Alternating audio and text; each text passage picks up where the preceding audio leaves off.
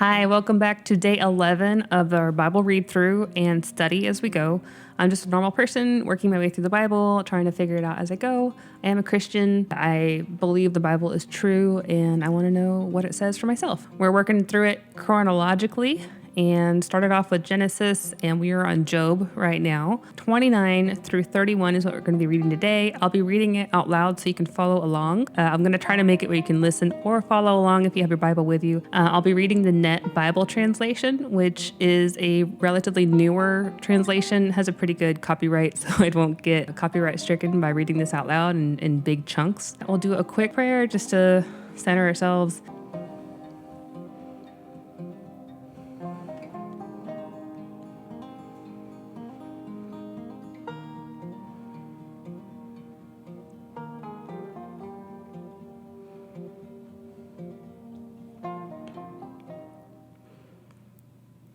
Okay, let's hop right into it with Job 29. Job recalls his former condition. Then Job continued his speech. Oh, that I could be as I was, in the months now gone, in the days when God watched over me, when he caused his lamp to shine upon my head, and by his light I walked through the darkness. Just as I was in my most productive time, when God's intimate friendship was experienced in my tent, when the Almighty was still with me, and my children were around me, when my steps were bathed with butter, and the rock poured out for me streams of olive oil, when I went out to the city gate and secured my seat in the public square, the young men would see me and step aside, and the old men would get up and remain standing. The chief men refrained from talking and covered their mouths with their hands. The voices of the nobles fell silent, and their tongues stuck to the roof of their mouths. As soon as the ear heard these things, it blessed me, and when the eye saw them, it bore witness to me. For I rescued the poor who cried out for help, and the orphan who had no one to assist him. And the blessing of the dying man descended on me, and I made the widow's heart rejoice. I put on righteousness, and it clothed me. My dealing was like a robe and a turban. I was eyes for the blind and feet for the lame. I was a father to the needy, and I investigated the cause of the person I did not know. I broke fangs of the wicked, and I made him drop his prey from his teeth. Then I thought, I will die in my own home, my days as numerous as the grains of sand. My roots reach the water, and the dew lies on my branches all night long.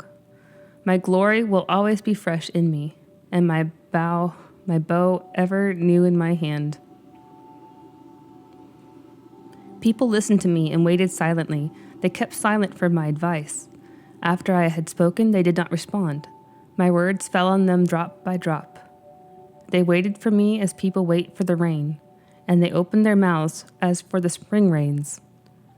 If I smiled at them, they hardly believed it, and they did not cause the light of my face to darken. I chose the way for them. I sat as their chief. I lived like a king among his troops. I was like one who comforts mourners.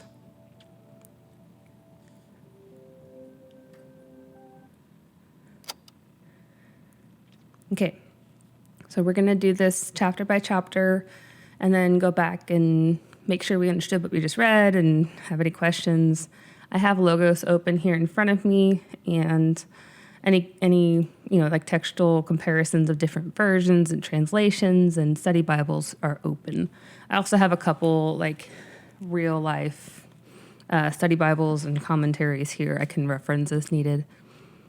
So this section here, I'm interpreting it as him saying, hey, I was a good person. I did all these good things. One of the common themes I'm seeing is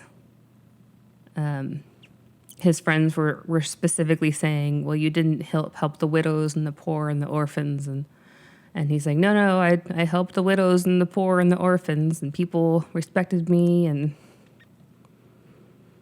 let's see, he broke the fangs of the wicked, made him drop his prey from his teeth. So very poetic language, just like before. So the titles here are saying Job recalls his former condition. Job's benevolence, Job's confidence, and then Job's reputation. So he's recounting the things that he saw, at least, of himself.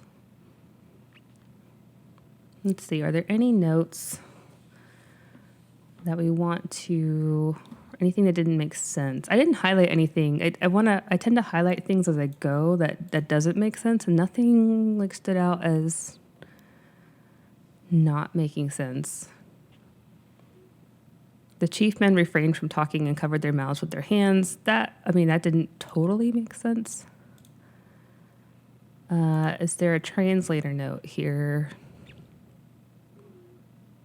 The verb here is hidden. Several argue the word was inserted. Okay, this is more on like the certain words that were used. The point here is that whatever conversation was going on would be silent or hushed to hear. Oh, okay, so the point here is that whatever conversation was going on would become silent or hushed to hear what Job had to say. Okay, so even the chief men refrained from talking when Job started talking. So he was, he was the cool guy that everybody wanted to hear. He was the one that people stopped and listened to, at least to his own, If he said so himself, I'm sure it's true, right? None of us think ourselves better than we are, right? Let's see, this is the NIV study Bible here. It's a little worse for the wear on the cover, thanks to lots of moving and hot storage rooms. Let's see. Symbols, so all the cream and olive oil symbology is symbols of richness and luxury. I put on righteousness, justice was my robe. There's a lot of similar imagery. Okay, and on to chapter 30, which I thought I had already recorded, but I did not. And my dog's pacing, so you'll hear that a little bit. Sorry about the clicking. Okay. Let me make sure it's recording now. Okay, it's recording. Let's go. Job's present misery. But now they mock me, those who are younger than I, whose fathers I disdained too much to put with my sheepdogs. Moreover, the strength of their hands, what use was it to me? Men whose strength had perished, gaunt with want and hunger, they would gnaw the parched lands in the former time desolate and waste. By the brush they would gather herbs from the salt marshes, and the root of the bottom tree was their food. They were banished from the community. People shouted at them, like they would shout at thieves. So they had to live in the dry stream beds, in the holes of the ground and among the rocks. They brayed like animals among the bushes, and were huddled together under the nettles. Sons of senseless and nameless people, they were driven out of the lands with whips. And now I have become their taunt songs. I have become a byword among them. They detest me and maintain their distance. They do not hesitate to spit in my face. Because God has untied my tent cord and afflicted me, people throw off all restraint in my presence. On my right, the young rabble rise up. They drive me from place to place and build up siege ramps against me. They destroy my path. They succeed in destroying me without anyone assisting them. They come in as though a wide breach. Amid the crash, they come rolling in. Terrors are turned loose on me. They drive away my honor like the wind, and like a cloud, my deliverance has passed away. And now my soul pours itself out within me. Days of suffering take hold of me. Night pierces my bones. My gnawing pains never cease. With great power, God grasps my clothing. He binds me like the collar of my tunic. He has flung me into the mud, and I have come to resemble dust and ashes. I cry out to you, but you do not answer me. I stand up, but only you look at me. And you only look at me. You have become cruel to me, and the strength of your hand you attack me. You pick me up on the wind and make me ride on it.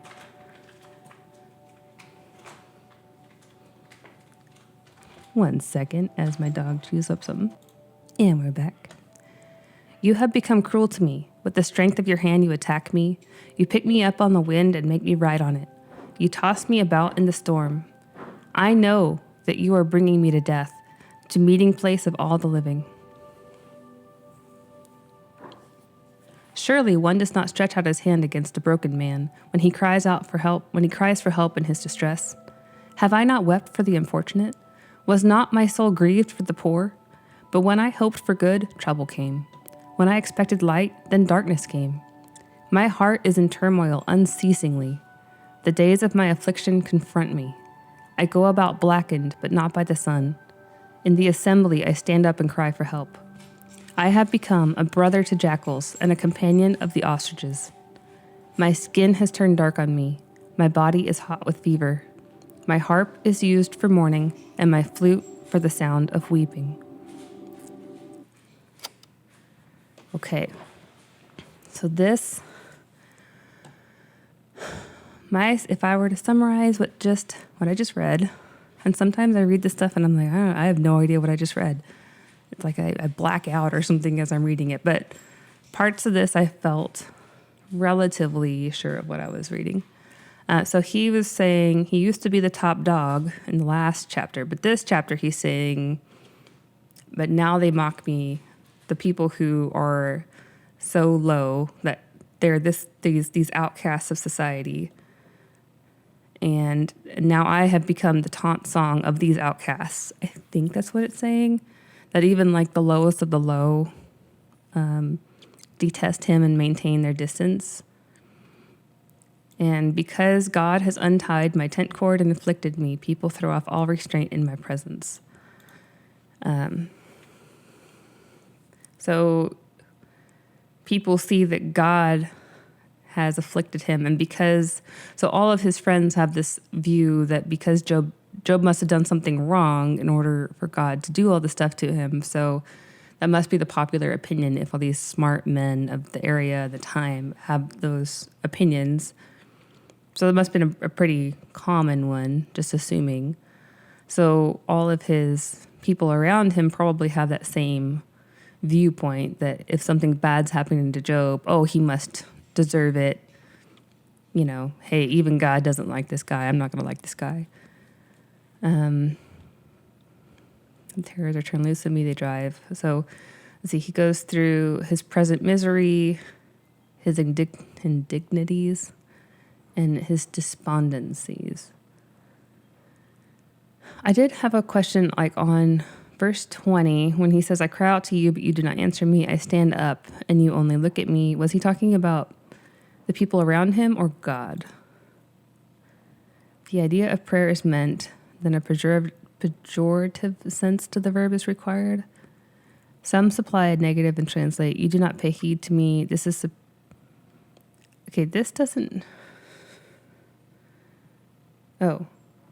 this is supported by one Hebrew manuscript.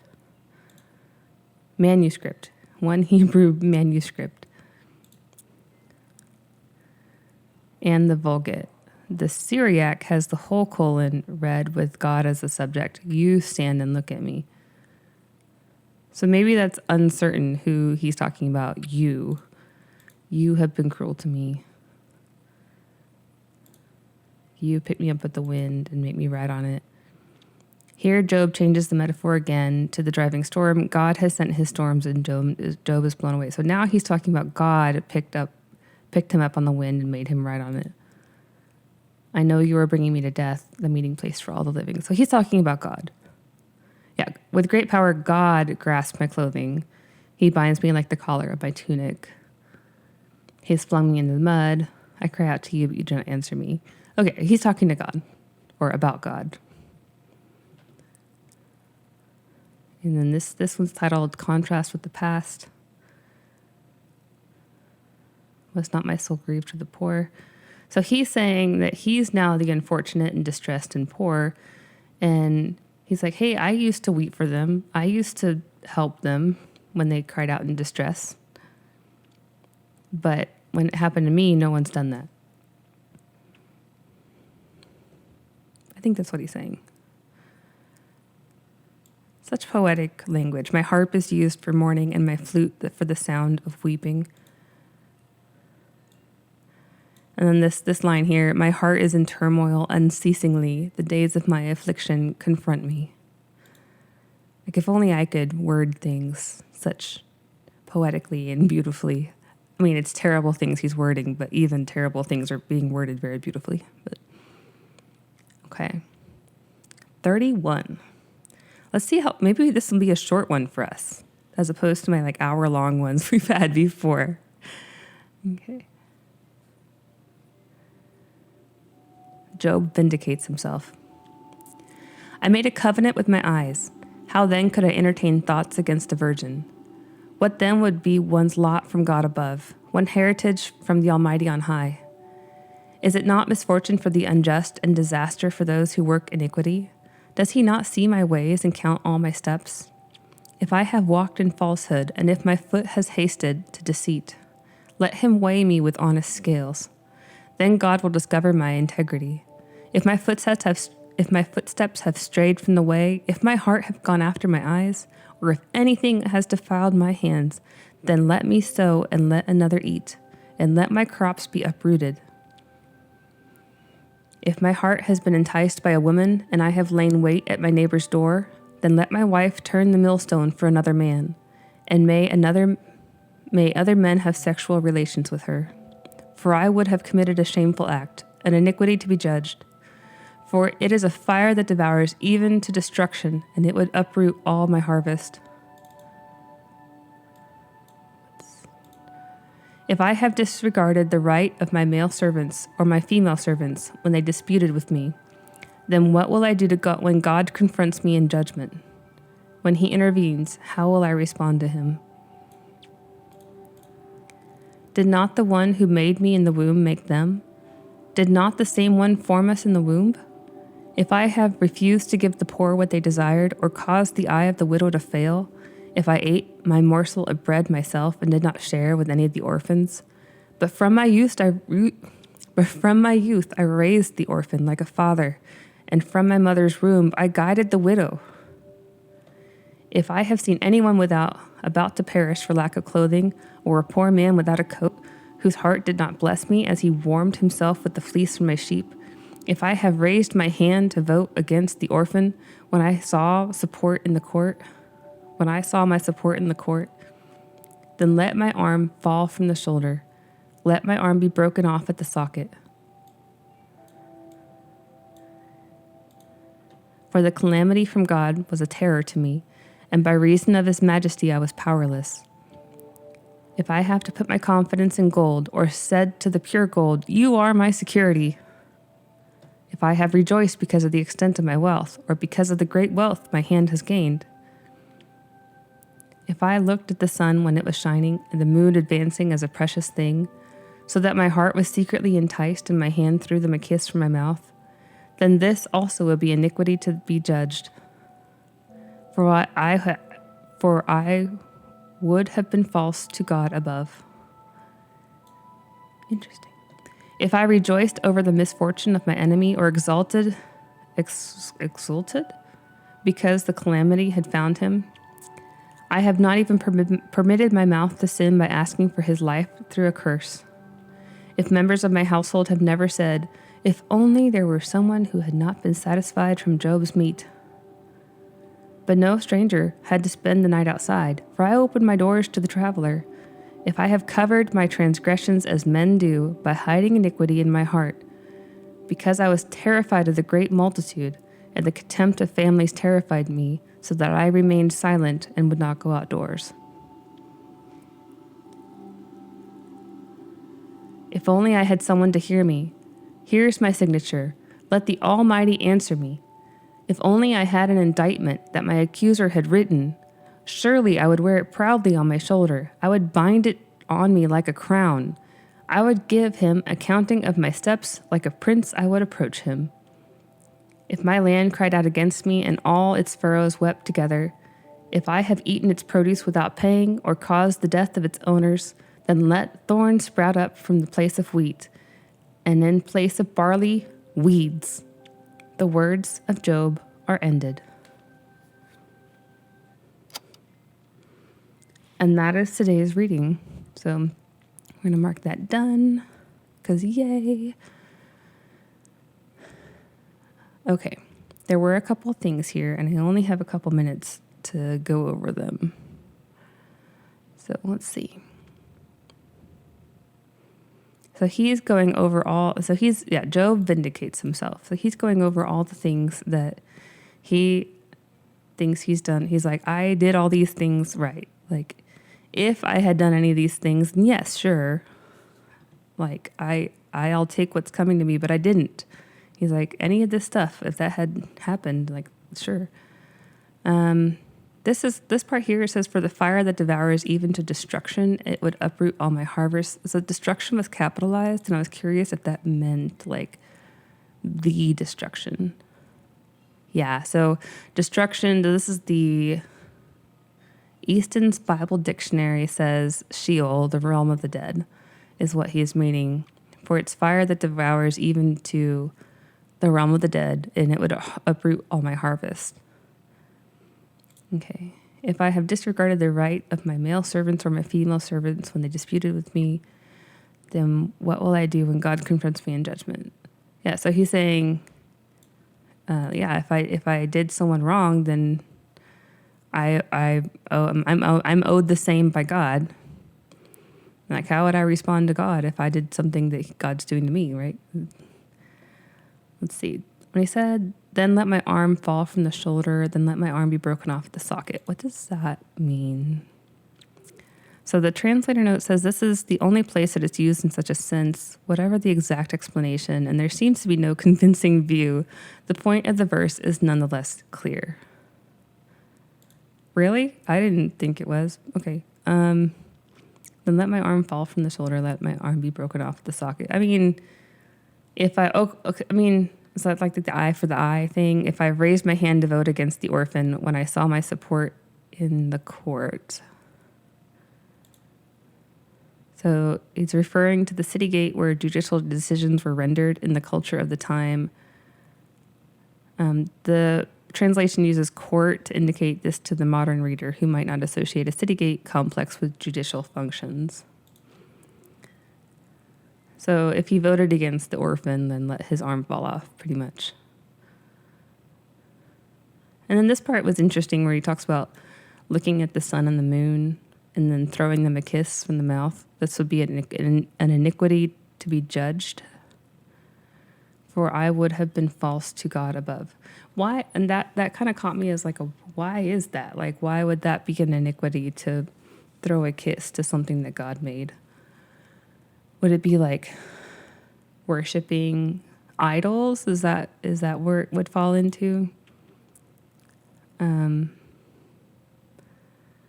So the note here says, see verse 11 for the construction.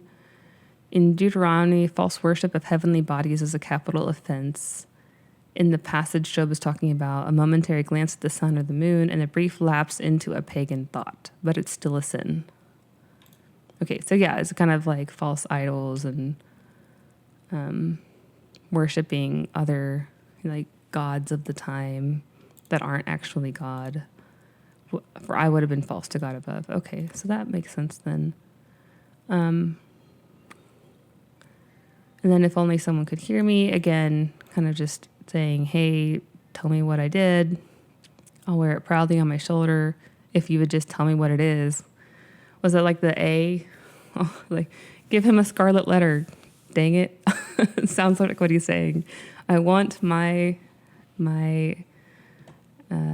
accuser to tell me what I did so I can, and I will wear it proudly if they tell me, but just tell me, darn it.